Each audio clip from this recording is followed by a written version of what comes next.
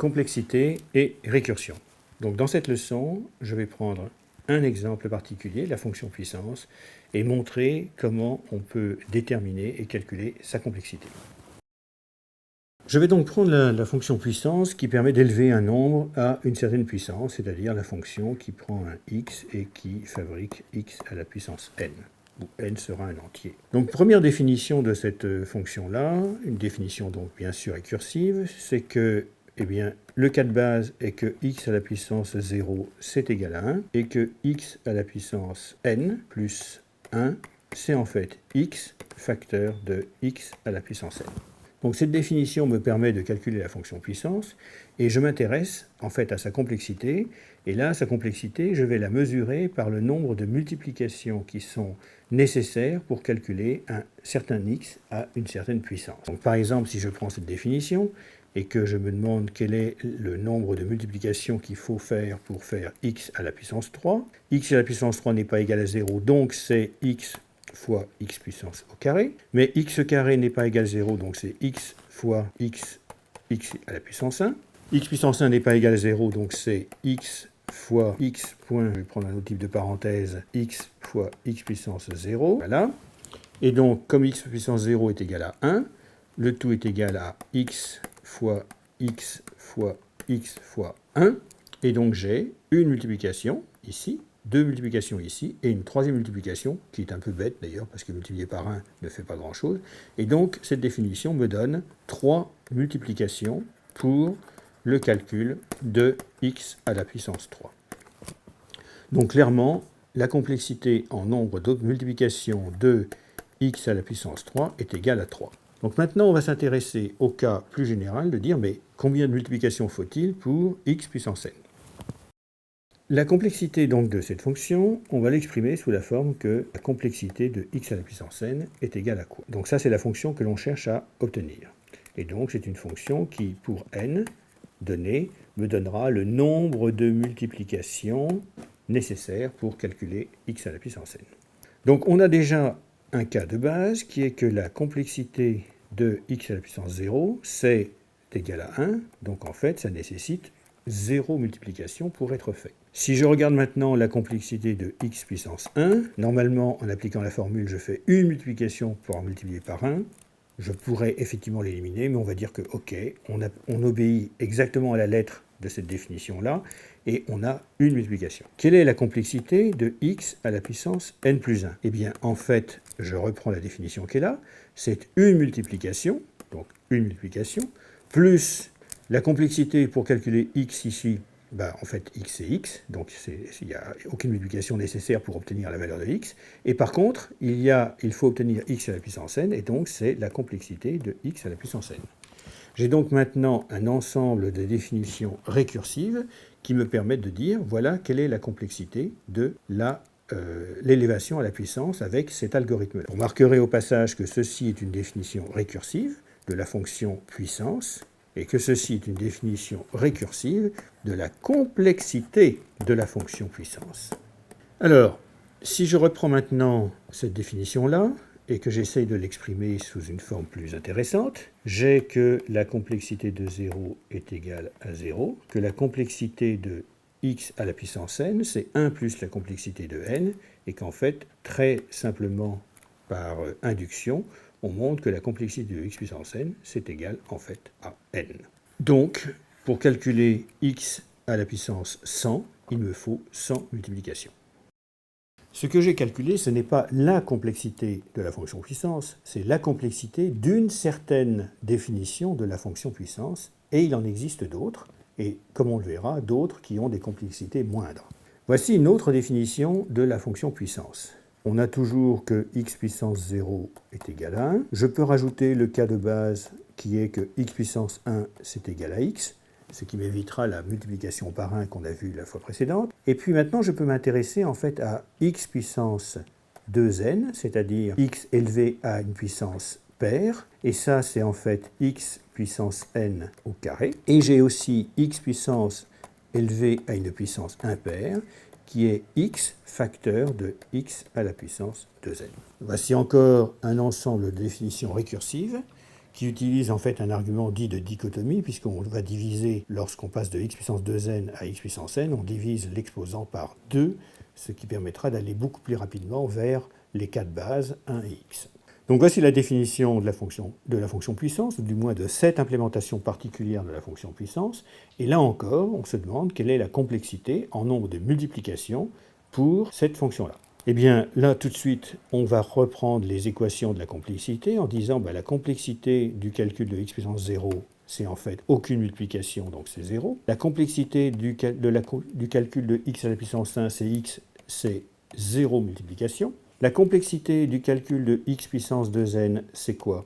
C'est en fait le carré, c'est une multiplication, de quelque chose par quelque chose, plus la complexité de x à la puissance n. Et là, vous remarquerez qu'effectivement, je passe de 2n à n, j'ai donc divisé. Quelle est la complexité de x à la puissance 2n plus 1? Eh bien, j'ai une multiplication qui se trouve ici, une, plus la complexité de x à la puissance 2n. Et donc là encore, j'ai tout un ensemble de définitions récursives qui me permettent de déterminer quelle est la complexité de cette implémentation de la fonction puissance. Alors, donnons peut-être un petit exemple numérique pour voir l'efficacité beaucoup plus grande de cette définition-là par rapport à la précédente.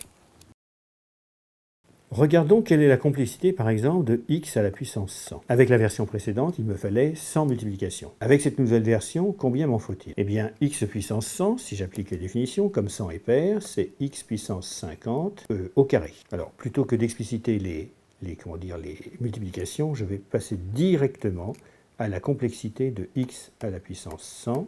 Et pour aller plus vite, je vais dire que je note ça, C200. C200 est égal à quoi? Eh bien, en fait, c'est égal à 1 plus C complexité pour calculer 50. 50, c'est égal à quoi? C'est 1 plus la complexité de 25. 25, c'est quoi? C'est 1 plus la complexité de 24, qui est égal lui-même à 1 plus la complexité de 12, qui est égal à 1 plus la complexité de 6, qui est égal à 1 plus la complexité de 3, qui est égal à 1 plus la complexité de 2, qui est égal à 1 plus la complexité de 1, qui est fortunément 0. Donc ceci, c'est 0. Et donc il me reste 1, 2, 3, 4, 5, 6, 7, 8. Et donc la complexité de 100 est égale à 8. Vous voyez le gain immense qu'il y a entre une complexité linéaire, comme on avait auparavant, à savoir 100 multiplications, avec la complexité de cette opération-là, qui me demande seulement 8 multiplications pour obtenir x à la puissance 100. C'est d'ailleurs ce qui fonde ce type d'algorithme, l'efficacité des systèmes de cryptage, de chiffrement plus exactement, qui utilisent des exponentiations avec des puissances qui sont gigantesques. Alors, de manière plus générale et plus abstraite, quelle est la complexité donc de x à la puissance n? Bien, en fait, c'est à peu de choses près, si je me permets quelques approximations, quand n est grand, 1 plus la complexité de x avec n divisé par 2, puisque je vois en fait que le nombre soit pair ou impair, c'est 1 plus la complexité du précédent ou de sa moitié, donc c'est à peu près ça. Et puis ça, c'est 1 plus la complexité de x avec n divisé par 4, et je m'aperçois que donc je descends, jusqu'à obtenir une suite de 1 plus la dernière complexité qui est donc x à la puissance 1, qui est donc égale à 0. Donc là, le problème maintenant, c'est de se dire, mais quel est le nombre de fois qu'il faut diviser par 2n pour obtenir une valeur de 1? Et ça, en fait, c'est quelque chose qui est le logarithme en base 2 de n. Donc le nombre d'étages qui est ici, en fait, est à peu près égal au logarithme en base 2 de n. On a vu que la complexité de x à la puissance 100, en fait, requérait 8 multiplications. Par ailleurs, si je regarde quel est le logarithme en base binaire de 100, je trouve que c'est égal à 6,64 environ. Le logarithme ici, en fait, on voit n'est pas exactement égal à ça, car le nombre d'étages ici est de l'ordre du logarithme, car tout dépend bien sûr de la parité des n sur 2, n sur 4, n sur 8, etc., puisque ça peut induire des petits effets à la marge. Ce que donne le logarithme, c'est l'ordre de grandeur du nombre de multiplications qu'il faut faire. D'ailleurs, pour vous en convaincre, je vous propose de regarder quelle est la complexité de x à la puissance 99. Si vous menez bien les calculs, il faut en fait 9 multiplications. Mais si par exemple vous regardez quelle est la complexité de x à la puissance 128, x puissance 128 étant égal à 2 puissance 7, il suffit de 7 multiplications pour arriver au résultat. Donc le logarithme en fait n'est qu'une approximation du nombre moyen de multiplication qu'il faut faire pour obtenir la complexité d'un nombre tel que n. Regardons maintenant un petit peu plus à long terme ce qui se passe. On avait, avec le premier algorithme, 100 multiplications pour obtenir x puissance 100. Avec l'autre algorithme, on en a 8. Si je passe maintenant à 1000 x puissance 1000, il me faudrait 1000 multiplications par le premier système, et il m'en faut environ 12 seulement pour le second algorithme. Et on voit que le rapport qu'il y a entre le nombre d'applications, si maintenant je prends 10 000, où il me faut environ 17 multiplications, quelque chose comme ça, pour obtenir, on s'aperçoit que le rapport est de plus en plus favorable à l'algorithme qui se trouve ici, puisque plus les nombres sont grands, et moins il faut de multiplication par rapport au cas linéaire pour calculer ces grands nombres. D'où l'intérêt, effectivement, de ces algorithmes dits rapides pour calculer l'exponentiation, c'est-à-dire la mise à la puissance d'un nombre.